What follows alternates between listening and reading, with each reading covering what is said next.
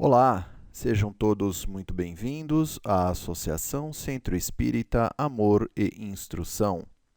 Para mais uma palestra, vamos dar início com uma oração que visa estabelecermos maior sintonia com os amigos da espiritualidade.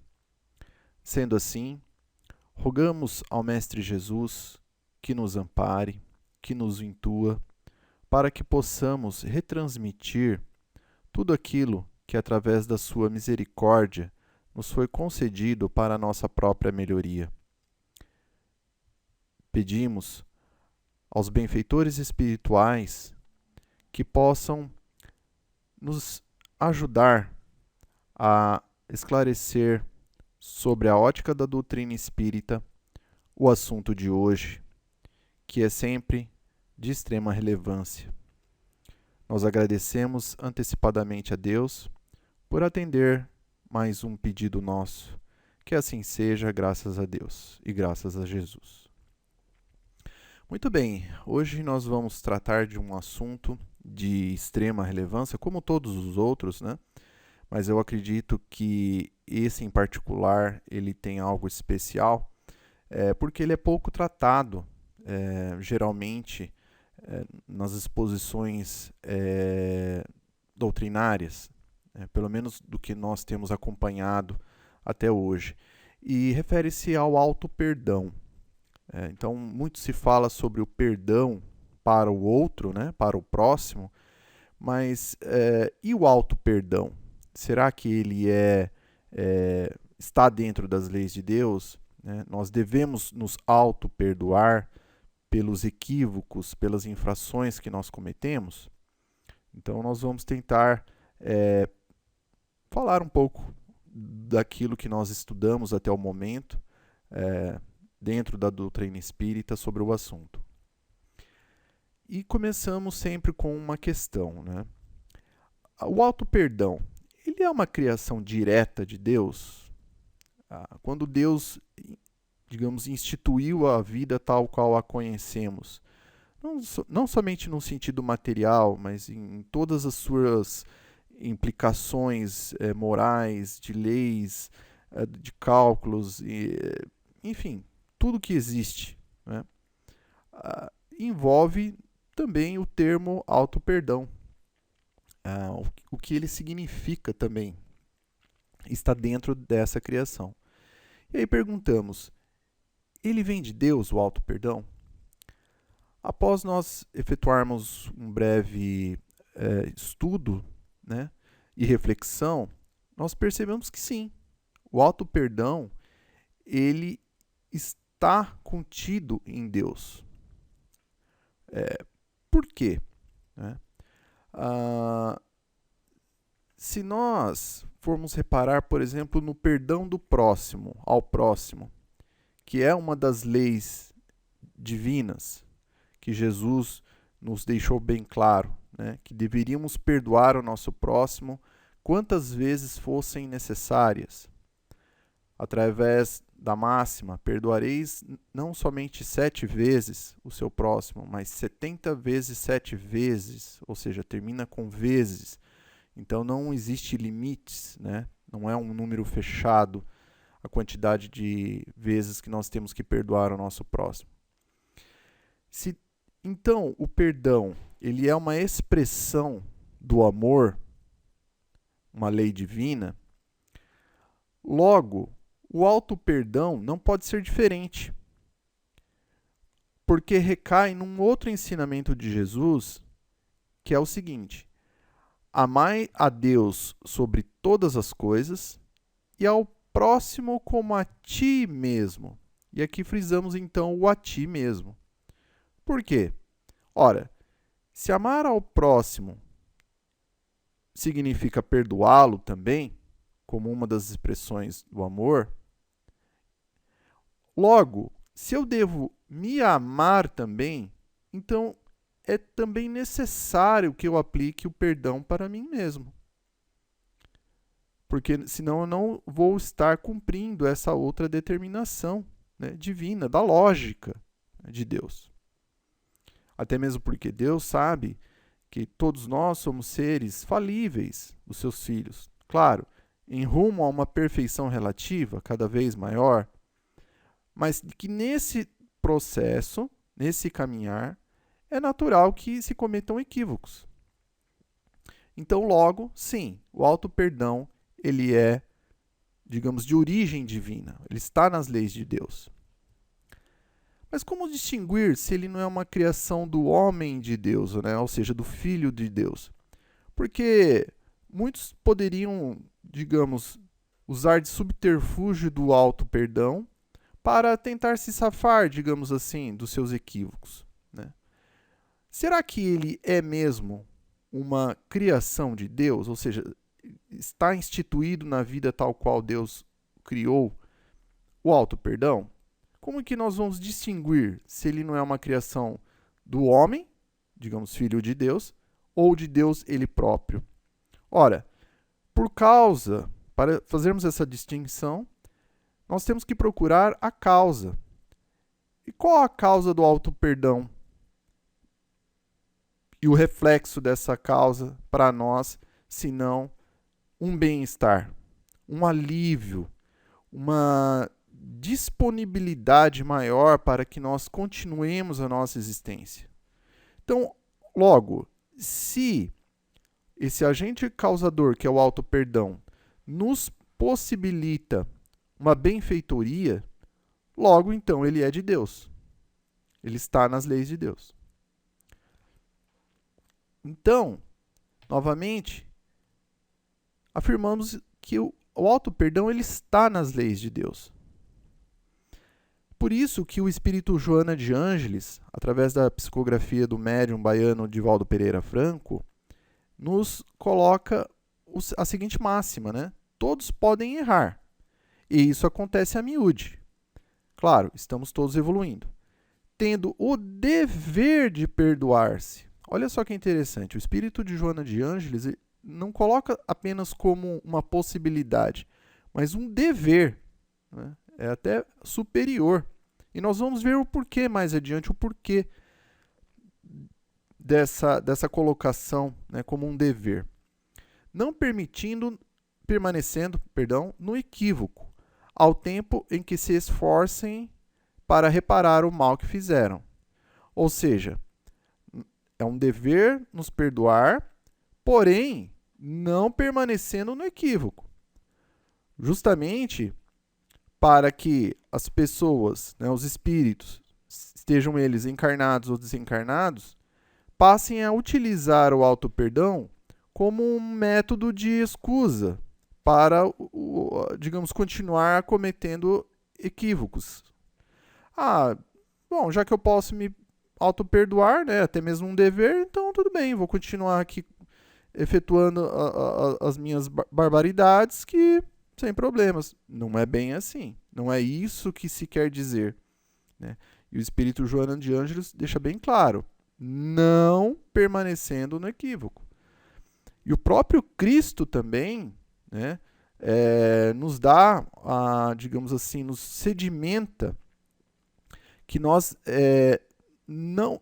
Sim, nós temos também o dever de perdoar-nos, mas não permanecermos no erro das diversas curas que ele e proteções que ele efetuou, né, enquanto ele esteve aqui encarnado entre nós, que sempre ao final, né, digamos, do efeito físico ou da proteção que ele dava para alguém, né, tomaremos, por exemplo, aqui o caso da mulher adúltera, né, que foi surpreendida em adultério, que foi apresentada ao Mestre Jesus para que ele dissesse, né, o que deveria ser feito ou não, e ele então sabiamente disse, né, que aquele que não tivesse nenhum pecado que poderia atirar a primeira pedra. Logo, como todos tinham pecados, todos saíram, né? E aí ele se virou a ela e disse: onde estão os teus acusadores? E ela replicou: se foram. E ele então, né, disse a ela: pois eu também não te condeno. Vá e não peques mais. Ou seja, ele não só perdoou ela, né, se aqui ele precisaria fazer isso, né? No sentido que ela não fez nada de mal para ele, mas ele deixou bem claro para ela que ela deveria sim se perdoar do que aconteceu, mas que ao mesmo tempo ela não permanecesse no erro. Então aqui nós vamos ver que existe uma sintonia, né, entre esses espíritos aí de Joana de Ângeles e o Cristo. Ou seja, são informações que estão uma consubstanciando a outra, né? A questão do auto-perdão, nós vemos da seguinte forma, da sua importância fundamental e o quanto ela está, digamos assim, o quanto ela é necessária para a evolução não somente do espírito, mas para a evolução do universo até mesmo, né? Porque o que acontece é o seguinte, certa vez, né, nós fomos criados por Deus e, como está bem relatado no livro da codificação espírita, de que Deus nos criou simples e ignorantes. E então, desse início, nós estamos fazendo uma jornada ascensional, evolutiva, em que o espírito, né, vamos dizer assim, essa abstração que podemos ter, que está ali na tela, como uma centelha de luz. Claro que o espírito é muito mais do que isso, mas a abstração material máxima possível até o momento seria essa, como uma fagulha de luz, né, uma centelha de luz. E que o espírito, então, vem a cada encarnação tomando corpos em diversos países diferentes, em diversas culturas, em diversas morfologias também diferentes, ora masculina, ora feminina, condições econômicas também distintas, etc, etc. Isso tudo para o quê? Evoluir, que é também uma lei de Deus. Ora, se fomos criados simples e ignorantes, é natural que nesse processo ascensional de evolução, no percurso dessa jornada, venhamos a cometer equívocos, erros, perante as leis de Deus. Logo, o auto-perdão se faz necessário para que nós venhamos a continuar nessa jornada evolutiva. Porque se nós não nos auto-perdoarmos, o que vai acontecer? Né? Nós vamos bloquear a nossa evolução. Por quê? Vamos supor que na encarnação que nós mostramos aqui desse mesmo espírito, né? Ele teve um primeiro passagem aqui lá no Egito e na segunda encarnação na Itália, já na figura ali de uma religiosa, né? Vamos supor que algo tenha acontecido ali, que aquele espírito não se perdoou, né? Está com trauma, tristeza profunda, amargura profunda, depressão profunda, pelo erro que cometeu, né? Já a sua consciência já mostrou aquele erro para aquele espírito. Se aquele espírito, ou se aquela pessoa, né, o espírito encarnado, não se perdoou, o que vai acontecer? Basicamente isso aqui. Vai bloquear a sua evolução, porque não vai conseguir viver as outras encarnações. Até mesmo não vai querer nem voltar para uma encarnação, ou se tiver no plano espiritual, muito possivelmente estará em condições espirituais tão lastimáveis que não terá condições praticamente de encarnar, né?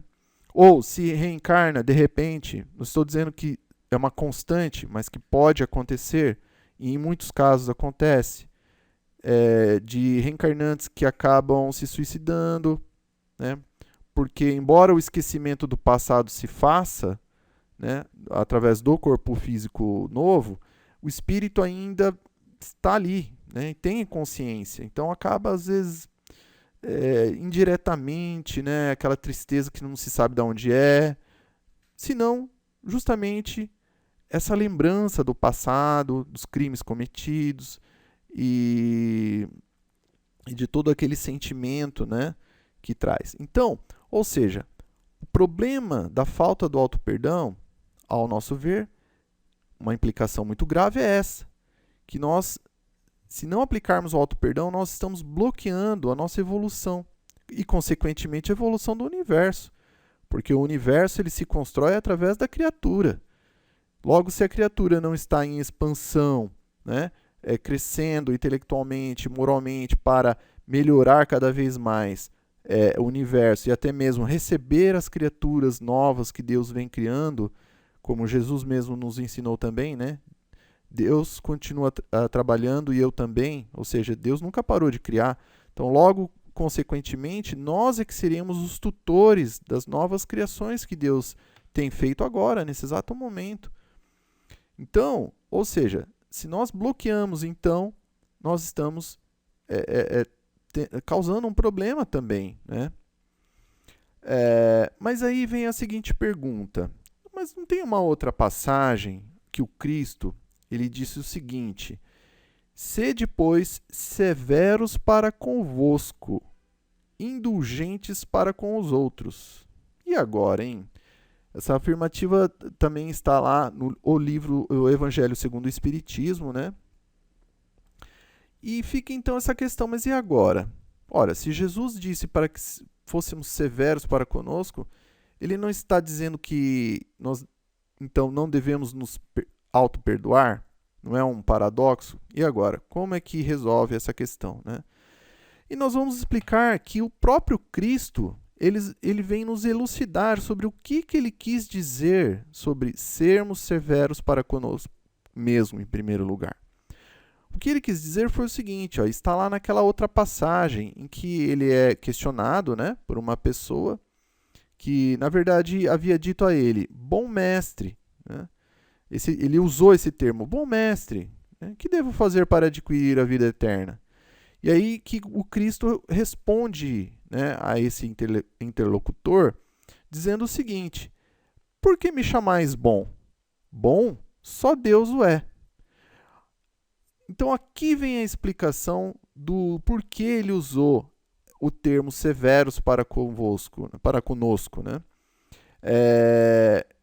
O que ele quis dizer foi o seguinte, para que nós fôssemos humildes, que nós reconhecêssemos a nossa pequenez diante de Deus, que nós procurarmos analisarmos a nós mesmos em primeiro lugar e toda a montanha de equívocos, até mesmo dos crimes, dos erros mesmo que cometemos, não só no passado, seja da encarnação atual, mas como de repente, caso essa tristeza que nós não sabemos de onde vem, essa depressão que nós não sabemos que não é dessa encarnação, que nós procurássemos analisá-la no sentido de, possivelmente, cometi equívocos.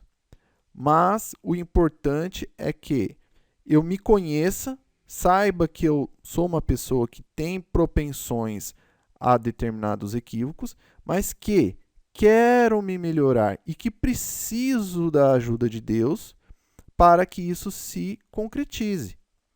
Ou seja, essa é a severidade para que nós venhamos a ter. E mais uma passagem do Cristo, quando ele também nos ensinou o seguinte, que nós nos preocupávamos muito em ver o argueiro, né, que estava no olho do vizinho, do próximo, e deixávamos de nos preocupar com a trave que estava no nosso próprio olho. Então, ou seja, isso é algo justamente que ele quis dizer aqui. Ou seja, que nós procurássemos colocar os nossos olhares de julgamento, de reflexão sobre os comportamentos do outro, voltados muito mais a nós mesmos, em primeiro lugar. Então, isso é ser severo conosco. Ele não quis dizer que nós não deveríamos nos auto-perdoar, né? Tanto que ele mesmo, né, isso está em João, capítulo 5, versículo 30, que fala exatamente isso, né? Ele fala sobre exatamente isso. Por mim mesmo, nada posso fazer. Ou seja, o próprio Cristo, né, que é o governador espiritual da Terra, e quiçá até mesmo de pequenos sistemas, né, da galáxia. Imagine digamos, a evolução espiritual que um espírito como o Cristo é. E ele chegar a falar isso, por mim mesmo nada posso fazer, então imaginemos nós, né? Imaginemos nós que somos criaturas ainda, pequeninas ainda, que o Jesus nos chamou de ovelhas, né? Ou seja, ainda com toda aquela mansuetude, né? Então, nós temos que... essa é a visão que ele quis dizer. Então, o auto-perdão, como nós já vimos, ele é, sim, uma expressão do amor, né? E o amor, como sempre, o Jesus, né? É a nossa meta, é o nosso pilar de referência. E ele mesmo também nos coloca aqui um ensinamento muito importante. Qual é? Que o amor cobre a multidão de pecados. Ou seja, então, se o auto-perdão é uma expressão do amor, ele cobre uma multidão de pecados. E aqui agora nós vamos dar 3 exemplos que efetivamente marcaram a história da humanidade e que nós podemos conhecê-los e até mesmo aplicá-los sobre nós mesmos, né? E aqui nós vamos começar com o espírito Saulo de Tarso, né? Saulo de Tarso, que foi um hebreu, né? Na época, um pouco depois, né, do desencarne de Jesus, né? E que ele defendia a primeira revelação que foi trazida por Moisés, né, através dos 10 mandamentos, e outras leis civis muito severas. Ele defendia assim de uma forma muito, muito intensa. Quando o cristianismo deu início, né, com o primeiro templo, digamos, cristão conhecido na humanidade, que foi a Casa do Caminho, que foi erguida pelo apóstolo Pedro e outros companheiros, e lá havia o quê? Um atendimento caritativo muito grande às necessidades das pessoas, e havia também as palestras públicas, onde ali se falava do Evangelho, se falava de Jesus, e as pessoas ali acompanhavam. E os trabalhos da Casa do Caminho começaram a tomar uma dimensão muito grande. E isso atraiu, né, os poderosos da época, que eram os fariseus lá do Sinédrio. O Sinédrio era como se fosse uma igreja em que ali estavam ali todos os representantes mais cultos da época, da religião hebraica da época. E dentre eles havia então a figura de Saulo de Tarso, que era jovem, era muito influente, era uma pessoa considerada como certamente o próximo líder dos hebreus, né? Então ele tinha politicamente falando, uma consideração muito grande por parte de todos os mais antigos. E ele tomou conhecimento dessas pregações que aconteciam ali na Casa do Caminho, dos trabalhos que estavam sendo feitos. E como havia, então, essa preocupação que o cristianismo viesse querer tomar o lugar da primeira revelação, né, de Moisés, eles temiam que Jesus, na verdade, queria o quê? Tomar o poder, digamos assim, né? ou desvirtuar as pessoas do caminho que eles achavam que era correto, que era somente a primeira revelação, ponto. Eles não consideraram Jesus como sendo, digamos, o Messias prometido, né, que estava contido lá nos profetas. Haviam dois, nas escrituras dos profetas, haviam 2 Messias previstos, né? Pelo menos ali nas escrituras. Um que seria o Messias que libertaria o povo hebreu através da luta armada, e um outro que seria o quê? Aquele que seria humilde, pacífico, que esse sim é o Messias verdadeiro, né? Eu estou falando aqui de uma forma bem simplória e direta, mas quem queira se aprofundar um pouco mais seria interessante, né? Mas basicamente isso que se deu. E é esse Messias, né, que realmente surgiu na Terra, que foi Jesus, né, o pacífico, aquele que pregou a lei do amor, né, que inclusive ele próprio, né, o Cristo, afirmou: eu não vim destruir a lei, e sim dar cumprimento. Até mesmo porque, mesmo os que se diziam seguir as leis lá de Moisés, na verdade falavam da boca para fora, porque se fosse pesquisar a vida de cada um ali, todos ali tinham algum erro, algum equívoco, né? E o próprio Saulo de Tarso veio a demonstrar isso também.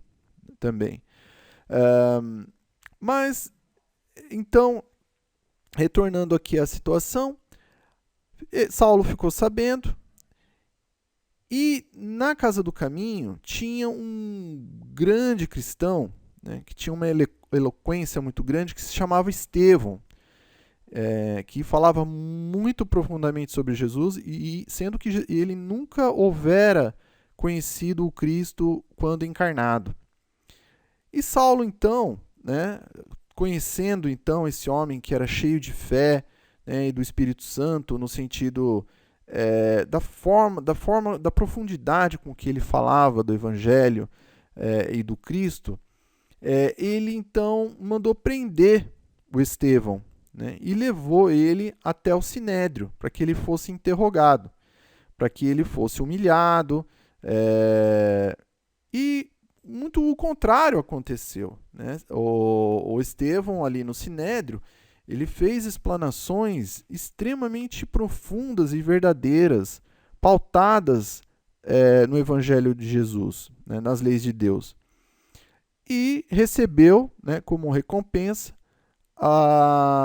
uma espécie de julgamento, né, que Saulo de Tarso fez questão que ele fosse apedrejado até a morte. E durante esse apedrejamento, Estevão, então, ele tem uma visão, ele consegue ver, né, Jesus. Né? E isso, depois desse episódio, né, ele desencarna. Há ali uma situação muito complexa em que a noiva de Saulo era irmã de Estevão, né, o que deixou Saulo de Tarso ainda mais, digamos, com raiva de Jesus, né, por ter proporcionado aquele momento de pseudo-dor para ele, né, porque ele não poderia até mais, segundo as regras da época, contrair matrimônio com a mulher que ele supostamente amava. E ele então, sedento então de perseguir o que ele acreditava ser ruim, que eram os cristãos, ele foi até o sumo sacerdote, como se fosse o presidente da época, e solicitou então uma autorização para que se desse início então a um processo de perseguição aos cristãos, aos iniciadores do cristianismo. Em uma dessas perseguições, ele sai então de Jerusalém e vai até Damasco. Lá tinha um líder dos cristãos chamado Ananias, a qual ele queria, digamos assim, perseguir em particular. E durante essa travessia, ele vê uma luz muito intensa que o faz até mesmo cair, né, e do cavalo, e de joelhos ele vê então justamente a quem? A Jesus ele próprio. Sem reação praticamente, né? A única coisa que ele falou foi: Senhor, o que queres que eu faça? Ou seja, ele em espírito reconheceu na hora, só de ver Jesus, enfim, tudo aquilo que ele não estava conseguindo ver antes, né? digamos assim, a realidade, a verdade, a pureza de um espírito como o Cristo. Que com certeza não foi somente a visão espiritual que o fez se converter ali na hora, mas certamente foi tudo aquilo que ele, digamos, raciocinou naqueles milésimos de segundos sobre o fato de que se um espírito daquela ordem, daquela relevância, né, que transmitia para ele toda aquela benfeitoria, se preocupou de vir até ele, né, que era um pecador, que com certeza sua consciência refletiu ali nos atos equivocados que ele fez. Se um espírito daquela ordem, né, daquela pureza, daquela bondade, se importou com ele, né, que era um espírito dessa outra ordem mais baixa, então isso só poderia vir o quê? De alguém que realmente estava com a verdade. Ou seja, o Cristo, o cristianismo realmente era, digamos, o melhor, né? E que não veio para destruir a primeira revelação, né? Realmente veio para dar cumprimento à primeira revelação trazida por Moisés. Então, o Jesus ele fala para ele, continue, vá até Damasco e lá lhe será dito o que fazer. Jesus então também conversa com Ananias, né? Que cura a Saulo de Tarso de uma cegueira temporária que ele ficou, né, após esse episódio no deserto em que ele viu Jesus. E Saulo de Tarso é natural que nesse despertar espiritual ele fosse tomado de um grande sentimento de interior, né, de remorso. Por quê? As perseguições que ele havia feito foram muito cruéis, né? Ele mandou matar pessoas, deve ter matado pessoas, deve ter judiado de pessoas, deve ter perseguido crianças. Enfim, ele realmente tomou ações muito difíceis, não é? Muito fora das leis de Deus. A sua consciência estava mostrando isso para ele o tempo todo. E o curioso foi que o próprio espírito de de Estevão, né, que foi o primeiro mártir cristão conhecido na humanidade, depois de Jesus, né, claro, ele mesmo, o espírito de Estevão, vem e perdoa Saulo. E ainda diz para ele, olha, Saulo, não te detenhas no passado. Né? Quem haverá no mundo isento de erros? Ou seja, olha o que Estevão estava fazendo. Basicamente ensinando a Saulo de Tarso sobre o auto-perdão. Foi a primeira lição, né, que o espírito de Estevão passou para Saulo. Né? Justamente, olha, vai lá, se perdoa, porque isso aí é importante. E então foi exatamente isso que Saulo fez. Né? Ele passa então ele troca de nome, né? De Saulo de Tarso passa a ser chamado Paulo de Tarso, e passa então justamente a ser um dos maiores apóstolos que se tem notícia do cristianismo. Né? Passa então a pregar o evangelho nas praças públicas, nas diversas cidades, comunidades que ele passou. Claro que aí os papéis se inverteram. Né? Então, de perseguidor, ele passa a ser perseguido, sofre aí diversos apedrejamentos, traições, abandonos da família, de amigos, enfim, ou seja, tudo aquilo que ele fez os outros passarem, ele também passa. Isso aqui nós sabemos, né, da lei de ação e reação.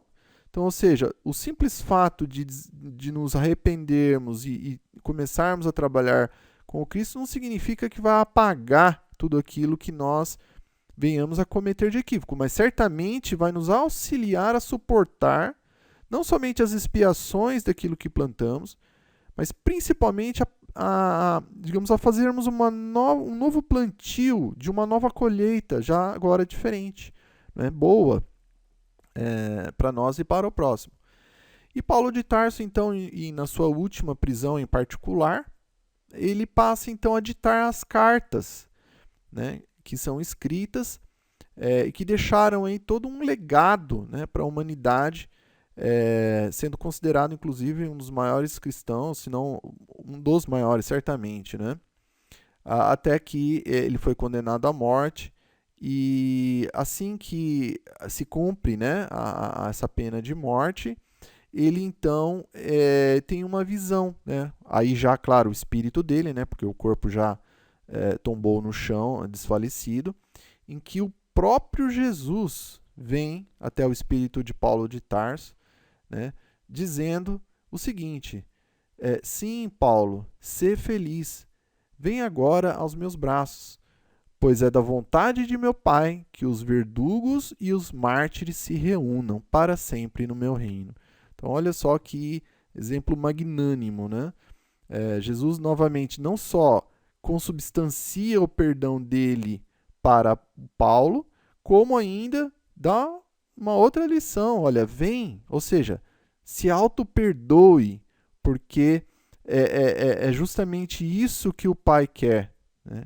Que a trava mental, que um equívoco que a nossa consciência fique ali nos martirizando a todo momento, ela deixe de ser, para que nós sejamos felizes, para que nós avancemos, para que nós continuemos a viver, continuemos a nossa história, para a gente se melhorar, né? E aqui tem até um ponto interessante também, em que eu me lembrei agora, que foi a questão de Pedro, né, do apóstolo Pedro, quando ele renegou Jesus 3 vezes, né? Então perguntaram lá, quando Jesus foi preso, perguntaram para ele: você é o seguidor do Cristo, o Nazareno, né? E ele disse: não, não sou, eu não conheço o Cristo. Aí outra pessoa perguntou a mesma coisa, e a outra pessoa perguntou a mesma coisa, e ele disse não, né? Então ele negou Cristo 3 vezes. E aquilo ele ficou, foi um erro, claro, um equívoco, e que ele ficou muito triste, né? Ficou muito abatido com aquilo, sua consciência novamente mostrando aquilo para ele. E o interessante é que, passado, né, a crucificação, o Cristo então ele se materializa, ou por vias mediúnicas ali dos médiuns, né, dos apóstolos que estavam ali reunidos. O Cristo vem e conversa em particular com o Pedro, o apóstolo, né, e faz 3 perguntas a Pedro. Ele faz as seguintes perguntas: Pedro, tu me amas?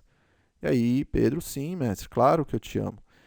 Aí pergunta pela segunda vez: me amas? Ele: sim, mestre, claro, né, você sabe de tudo. Sim, eu sei, eu te amo.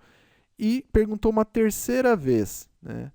Então, ou seja, o Cristo nada mais fez ali do que, novamente, demonstrar bem claro para Pedro que ele havia perdoado ele, né? E retirando uma trava mental que ficou no espírito de Pedro, né? Ou seja, olha, você me negou 3 vezes, mas você está me afirmando agora 3 vezes. Então, pronto, você está, ele conduziu Pedro num processo de auto-perdão, né? Ou seja, que é, então, novamente, algo que existe, é necessário, né? E que Cristo fez isso ajudando Pedro nesse processo. Então, o que aconteceu aqui com Paulo, né? Ele arrependeu-se. Então, quando nós viermos, porventura, a reconhecermos os nossos erros, os nossos equívocos, o primeiro passo, acho que já foi dado, que é essa reflexão, ou seja, permitir que a nossa consciência nos mostre aquilo que nós erramos, né? E o próximo passo é o arrependimento. Se nós não nos arrependermos, nós vamos permanecer no nosso orgulho. Agora, se tivermos a humildade e arrependermos, então nós poderemos caminhar o quê? Para a reparação, que é necessário, né? É somente através da reparação dos equívocos é que nós vamos poder efetuarmos o trabalho, então, do bem, do amor, né? Que se faz para nós mesmos, e que para que nós façamos esse trabalho no bem, nós precisamos desse auto-perdão, ou seja, reconhecermos os nossos equívocos, que somos seres, espiritualmente falando, ainda muito pequeninos, né? E aqui está justamente depois desse arrependimento, né? Vem Paulo e afirma o seguinte, isso está nas cartas aos Filipenses, né? No capítulo 3º, do versículo 13 ao 14º, em que ele fala: Irmãos, quanto a mim, não julgo que haja alcançado a perfeição, mas uma coisa faço, e é que, esquecendo-me das coisas que atrás ficam, avanço para que se encontram diante de mim. Ou seja, Paulo aqui está dizendo nada mais, nada menos justamente sobre auto-perdão. Ou seja, ele se auto-perdoou ali, porque ele simplesmente se esqueceu do que ficou para trás e continuou para frente, que é o que todos nós devemos fazer, é uma obrigação nossa. É uma possibilidade que nós temos e que nós devemos exercer.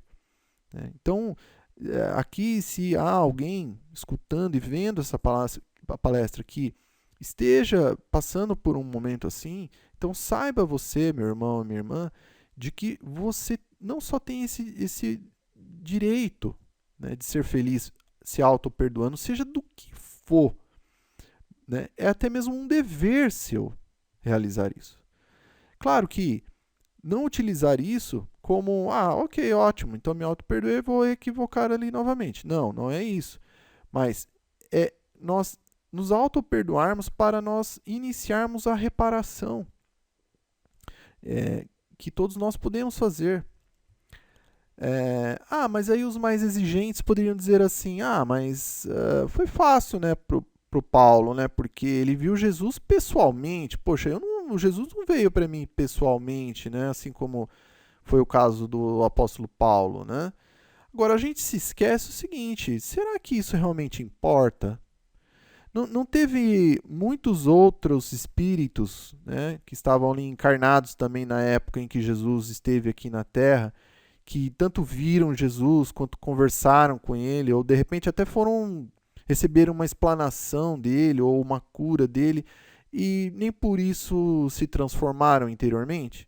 Sim, há casos. Nem todos se regeneraram, não pelo menos naquele momento especificamente, né? Tão rapidamente como o exemplo de Paulo de Tarso, ou outros aqui nós vamos ver aqui agora também. Então, isso significa o quê?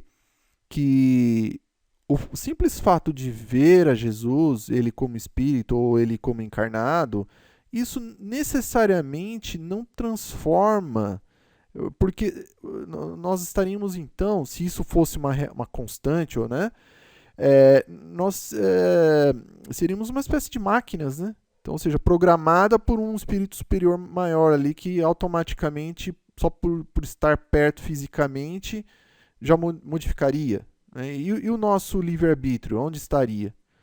Então, ou seja, como o livre-arbítrio ele é inerente ao espírito, é ele quem decide, né? Mesmo embora esteja ali tendo aquela influência, né, claro, de um espírito muito superior que deve sim favorecer muito, mas não a ponto de, digamos assim, fazer com que um espírito modifique o seu livre-arbítrio. Lá no fundo, quem mudou, quem escolheu a mudança foi, no caso aqui citado, o exemplo do Saulo, né, que ele resolveu mudar. E aqui nós vamos continuar com o segundo exemplo, que foi o caso de Maria Madalena. Né? Quem foi Maria Madalena? Ela foi uma pessoa muito influente também na época em que o Cristo passou pela Terra como encarnado. E ela, assim, ela tinha todos os seus desejos satisfeitos, havia dinheiro, havia condições sociais favoráveis a ela, condições materiais também. Mas só que tudo isso não preenchia o seu coração. Né? Ela vivia muito amargurada, e ela então se decide a conhecer Jesus, né? Ela procura Jesus. E aí, então, ela também passa por uma transformação interior após essa conversa com o Cristo, que a faz, então, justamente modificar completamente a sua vida. A partir do momento que ela tem esse diálogo com o Cristo, ela passa, então, a se dedicar a uma vida totalmente diferente. Então, ela passa a viver no vale dos leprosos, né? Naquela época, todas as pessoas que haviam adquirido essa enfermidade chamada hanseníase, né? Popularmente conhecida como lepra, eles eram alocados num vale para que ali ficassem, né? Porque se tinham medo de que pudesse contaminar os outros da doença. E ela passa a viver por conta própria, né, por vontade própria, juntamente com, no caso, os ancenianos, para auxiliá-los. Pregava o evangelho, auxiliava todo o povo. Então, ou seja, ela modificou totalmente a sua existência. Agora pergunta-se, no caso dela, ela se auto-perdoou dos equívocos que fez? Certamente que sim. Porque se ela não tivesse feito isso, ela não teria dado início a esse trabalho, né? Ela não teria continuado com a sua existência. Ela teria, digamos, encerrado a sua existência de alguma forma, né? Então, não, ela com certeza se auto-perdoou e começou a reparação. É certo que dessa reparação, né, novamente, a gente atesta de que ela é necessária e ela não nos exime das expiações que devemos passar, né? A própria Maria Madalena, ao final ali da sua existência, apresentou a própria hanseníase no seu corpo, né? E desencarnou depois, juntamente lá com Maria, mãe de Jesus, né? E também um apóstolo que cuidava de Maria, mas é algo que é, digamos, importante, né? E aqui recorremos novamente ao espírito de Joana de Ângeles, que nos deixa bem claro, seja qual for a gravidade do ato infeliz, é possível repará-lo quando se está disposto a fazê-lo, ou seja, livre-arbítrio, recobrando o bom humor e a alegria de viver. Então aqui há um termo importante a ser colocado, né? Ou seja, recobrando o bom humor e a alegria de viver. Então o fato de a gente então se arrepender e estar trabalhando agora, né, se auto-perdoar e começar a trabalhar na reparação, não significa que nós devemos fazer tristes, abatidos, né, sempre ali relembrando o erro, relembrando o equívoco, né, aquela coisa, não, tudo bem, estou trabalhando aqui no bem, né? Mas ao mesmo tempo, puxa, não sai da minha tela mental, eu não deixo permitir sair da minha tela mental tudo aquilo que eu fiz, que eu falei de errado, que eu pensei equivocado de alguém, e fica aquilo remoendo. Não é isso que se espera de nós, né? Se espera de nós justamente o contrário, que a gente simplesmente tome uma atitude sem ficar em cima do muro, sem ser mais ou menos, né? Ou seja, se arrependeu mesmo. Pronto, passou, se arrependeu, ok, já foi. E daqui por diante, então, na construção do bem, com bom humor e alegria de viver, né? E o último, terceiro, né, e último exemplo da importância do auto-perdão, que eu acho que é um dos mais bonitos que eu já vi, se não o mais bonito. Toda vez que, particularmente falando, né, toda vez que eu me lembro dessa passagem, é muito comovente, né? Nos toca muito o coração, que é o ladrão da cruz. O Cristo, ele foi condenado à morte, né, na época, há mais de 2000 anos atrás, por um processo chamado de crucificação, né, em que se erguia ali um madeiro em formato de cruz, e se pregava a pessoa lá até que essa pessoa viesse a óbito, né? E numa região ali da da época, né, chamado Gólgota, que chamava caveira, a tradução literal, justamente porque ali é onde morriam então os criminosos da época, né? Eles eram condenados e colocados ali então para que morressem. E haviam 2 ladrões, né, também condenados na mesma época ali né, do que Jesus o foi, condenado pela multidão, um à direita e um à esquerda, né? E um deles, né, não sei agora dizer se era o da direita ou da esquerda, mas também não faz diferença.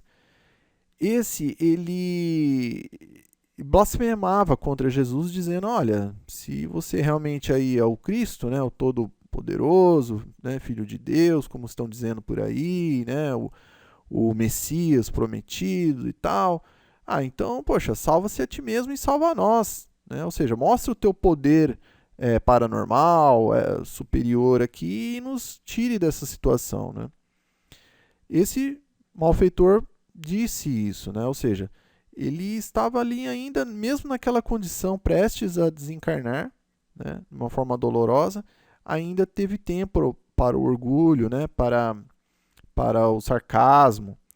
Já o outro malfeitor já disse diferente, ele discordou do outro e disse o seguinte: olha, tu nem ainda temes a Deus estando na mesma condenação?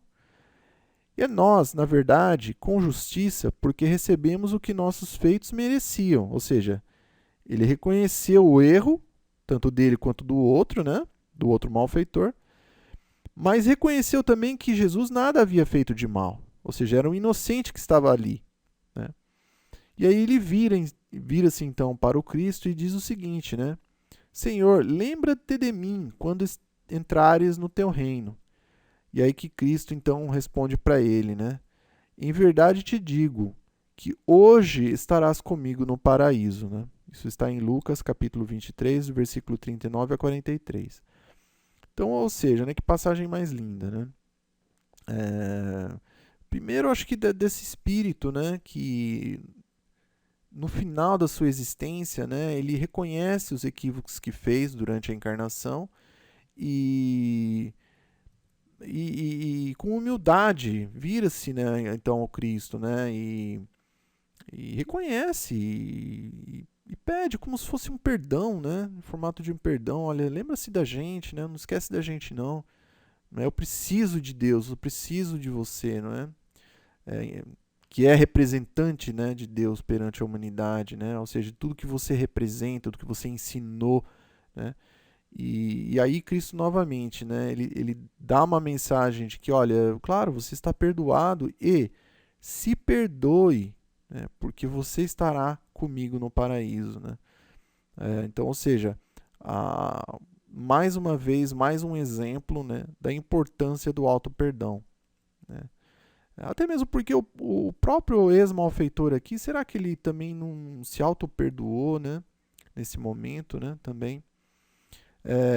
Então, agora, concluindo aqui, né, a nossa explanação de hoje, e nós gostamos muito de trazer para nós mesmos, né, todo o ensinamento que nos foi concedido aqui, que a gente pôde interpretar, né, do que lemos, do que vemos nas palestras de outros colegas, é o seguinte: e para nós, né, que estamos aqui nesse exato momento vendo essa palestra, né, como que nós estamos em termos espirituais, né? Será que nós estamos numa condição moral e intelectual como a do Cristo, por exemplo? Claro que não, né? Nós estamos ainda, quiçá, milhares e milhares de anos-luz, né? Então, nós estamos ainda como bebês espirituais, né? Nós nem ainda abrimos os olhos dos nossos espíritos imortais para as leis de Deus ainda. Nós estamos ainda muito, muito ainda no início ainda, não é?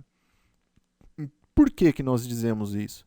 Porque se nós repararmos, né, na nossa existência atual, né, tudo aquilo que nós já agimos em certas ocasiões, que nós já falamos, ou que nós já pensamos, ou que nos omitimos em certas situações, nós vamos ver que certamente a gente já digamos, emanou, seja um pouco de calúnia ali, no falar, ou seja numa inveja ali que pensamos do outro, ou numa intriga ali que a gente criou agindo ali no ambiente de trabalho alguma certa vez, ou alguma hipocrisia, né, que a gente já falou, alguma traição com algum colega, companheira de jornada, enfim. Certamente, né, não estamos querendo, claro, podemos dizer apenas de nós mesmos, né, mas se estamos encarnados, é porque nós trazemos, no mínimo, em latência, essas deficiências, no mínimo. Né? Alguns provavelmente agiram com maior intensidade nesses equívocos, outros menos. Outros talvez em um ou em outro só, mas certamente pelo menos em um. E assim a lista dá sequência, sabe?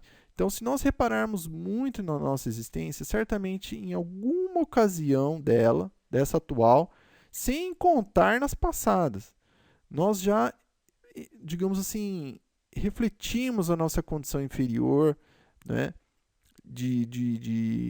Enfim, ali em desalinho às leis de Deus. Né? E claro que nós não devemos esperar uma boa colheita, não é mesmo? Ou seja, se a gente está plantando o mal, não queremos colher o bem, que isso não é possível. Né? Existe uma lei no universo de ação e reação, de causa e efeito, em que nós só, digamos, recebemos o efeito, né, a partir de uma causa igual. Então, como diz bem o espírito de Emmanuel, ninguém colhe flores do plantio de pedras, né, que é o que nós, basicamente, no geral, né, ou em parte pequena ou em parte maior, temos feito até hoje nas nossas existências. Mas o mais importante, né, que aí entra novamente a importância do auto-perdão, que nós podemos reconhecer aqui novamente no que nos disse nosso querido irmão, maior médium do século XX e, quiçá, até o momento do século XXI também, embora já esteja desencarnado, já esteja no plano espiritual, Francisco Cândido Xavier, né, que nos ensinou o seguinte: olha, embora ninguém possa voltar atrás e fazer um novo começo, qualquer um pode começar agora e fazer um novo fim. Então, ou seja, auto-perdão. Né? A escolha é nossa.